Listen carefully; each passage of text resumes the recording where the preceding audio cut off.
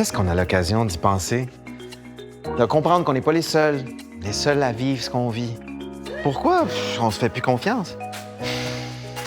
Bien, c'est plus facile quand on peut en parler, quand on peut partager nos questions avec d'autres hommes qui vivent des choses comme nous autres. Tout seul, je tourne en rond. Mais en écoutant les autres, j'avance. Ça fait vraiment du bien. Se dire les vraies affaires entre nous, ça aide à comprendre ce qu'on vit, à apprivoiser ce qu'on est, à reconnaître ses forces et à accepter les défis. Ça permet de partager sans jugement tous les moments, les bons, les moins bons, quand les questions se bousculent, quand l'émotion déborde. Et on peut enfin se reconnaître dans l'expérience des autres, comme nous. Le fait de parler, déjà, j'ai l'impression qu'on met dans notre inconscient quelle est la situation. Parce qu'on se situe, nous, on est où? Ça fait du bien. Je pense que pour être authentique envers les autres, il faut commencer par soi. C'est quand même évident. Avec Homme Québec, des liens se créent. Chacun contribue au bien-être des autres.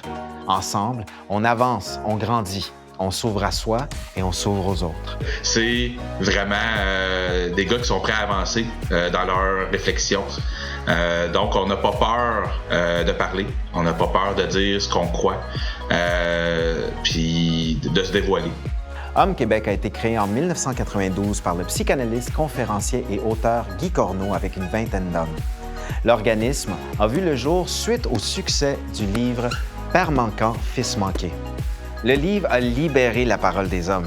Ils ont commencé à s'asseoir ensemble, des petits groupes de 8 à 10, pour échanger leurs histoires, réfléchir sur leur vécu et enfin, pouvoir partager leurs émotions. Désormais, ces centaines de groupes de parole et d'écoute se réunissent à travers le Québec afin d'offrir aux hommes une démarche de solidarité et d'expression de soi qui les aide à prendre soin de leur santé en toute autonomie et à contribuer ainsi au mieux-être de leurs proches et de toute leur communauté. La formule marche tellement bien qu'il existe maintenant des groupes semblables en Europe. Si nous apprenons à respecter notre nature profonde, nous allons inévitablement avoir des rapports respectueux, attentifs, bienveillants, entre nous, évidemment, les hommes, les femmes, les enfants, la nature. Et c'est ça le shift auquel nous assistons aujourd'hui. À Homme Québec, il n'y a pas de thérapeute.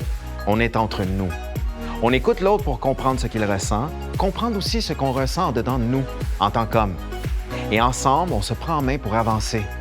Pour que ça marche, il y a quelques règles. On respecte la confidentialité. On bouscule pas celui qui s'exprime et on respecte ses silences. On évite les jugements et on s'abstient de donner des conseils.